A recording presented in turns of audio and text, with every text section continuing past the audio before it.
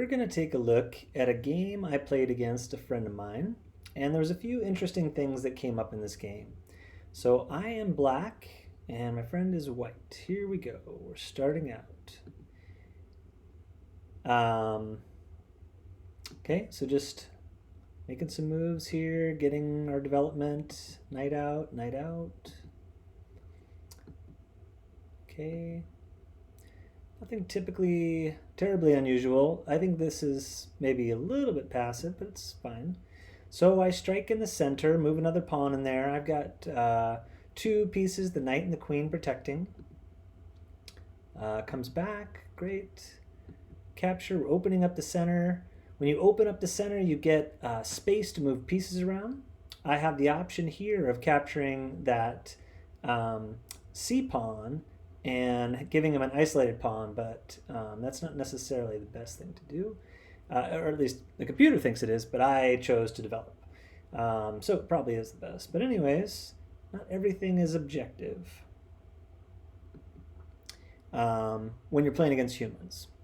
So here I do it. The first tactic of the game really is I pin this knight. So this knight can no longer move because if it does, my bishop will be able to take the queen. So a pin is a very useful thing to do. Captures, captures, captures, captures. Okay, so now we each are down 2 pawns, but I have all my pieces out. Look at my back row. There's just 2 rooks and a king. I'm ready to castle, ready to get my rooks involved in the game. Develops, breaks the pin. I castle. He pushes the bishop back. I retreat. Comes out with the queen. I attack the queen, gaining another tempo. Moves the queen again. Now, I decide here, I could retreat, but I decide just to bring a rook in. Okay? He brings a bishop out. I bring my bishop to support my queen so that my rook doesn't end up in the middle of the board right now. Trades, I take, castles. So now my lead in development is gone. This is a very even game. The computer evaluates that I'm up half a pawn. So there's a little bit of an edge, but nothing really.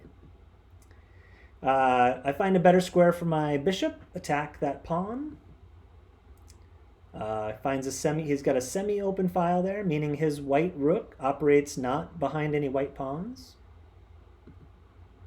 I am planning on doubling my rooks here, both aiming at that this weak pawn here that's unsupported by any other pawns. Okay, he wants to get my knight out of there, so I just move my knight. It's not necessarily the best move again, and now he's got a little bit of an edge. But my plan is to relocate that knight maybe where the bishop is. We'll see. He brings his bishop out to trade. But I don't want to trade because if I do, then he'll get his rook out. And so I'm just going to make a developing move here, I think.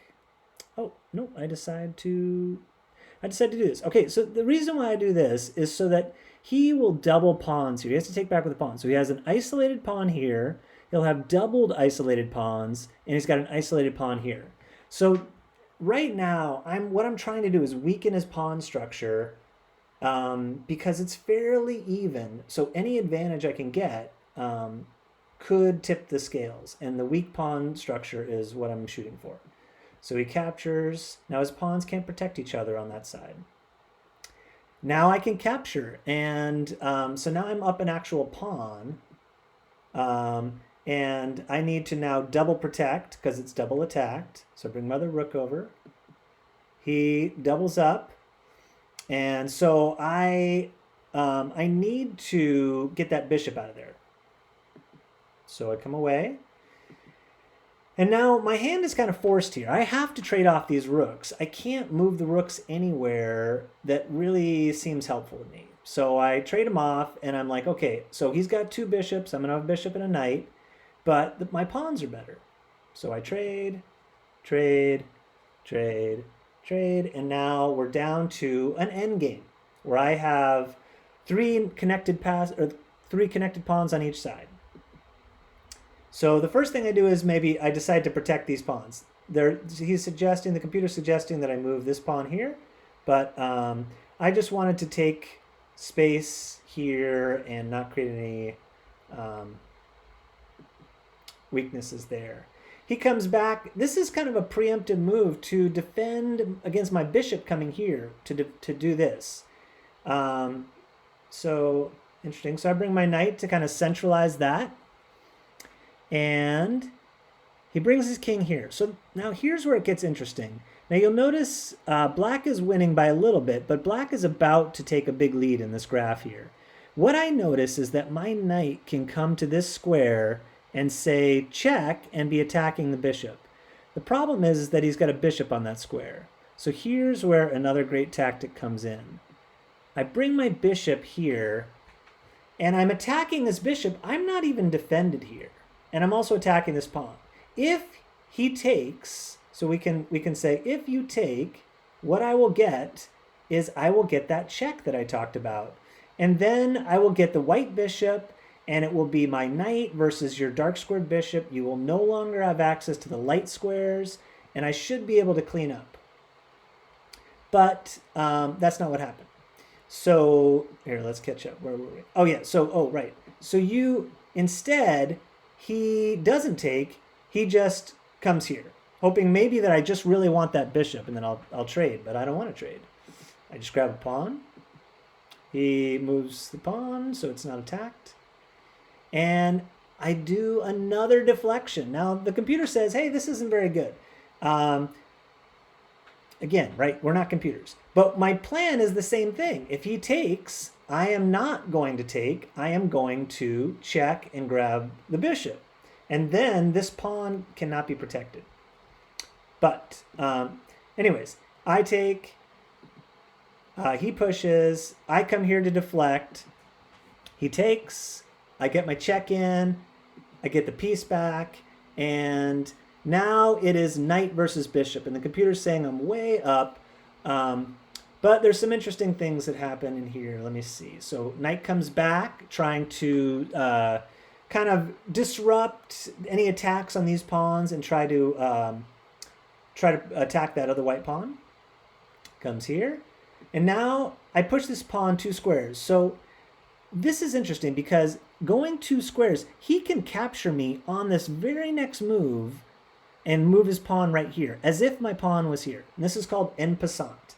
And if he does this, then I capture back with my knight. And so that was my thought, is he might try to do that.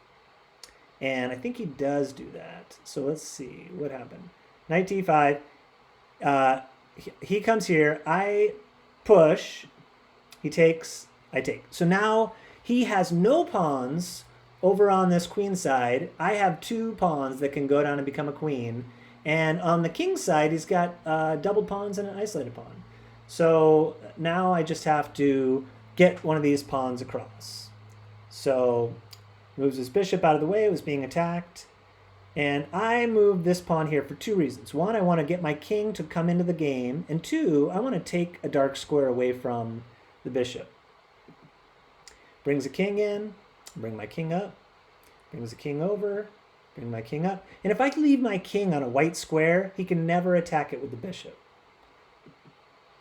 Brings pawn up. Okay, I bring a pawn up. Now, here's the thing I notice is now he really can't, he's not going to have a lot of squares here. I'll own this square. I'll own this square with the knight, this square with the other knight, and all I have to do is grab these 2 squares, which I can with this pawn, and then I form an invisible wall that he can't get past. Computer doesn't like it, but like I said, I'm not a computer. There's a great old saying that says, you only have to win each chess game once. So once you see a win, go for it. Even if it's not the most efficient win, if you see a win. So the next thing I do is I build that wall. So this pawn is covering this square and this square. This knight is covering this dark square and this dark square. This pawn is covering this square and this square. So now he can't come forward. His bishop is also stuck. Can't go here because of my pawn. Can't go here because of my knight. Can't go here because of my knight. Can't go here because of my knight. Can't go here because of my knight. Can't go here because of my knight. So I probably could, at this point, just well, and I can't go here because of my king. So my king really can't just wander off and start grabbing pawns. So my plan is to trade off his bishop and my knight and then march these pawns up. So it's what I do. Come on in. He moves up. I take. He takes.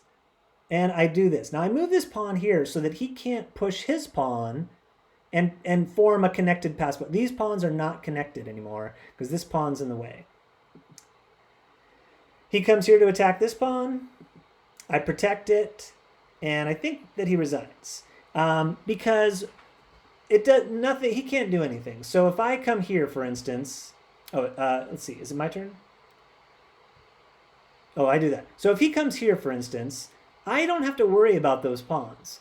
I can just come here, and he cannot take. Because if he does, he's going to be too late for this pawn. He cannot catch it.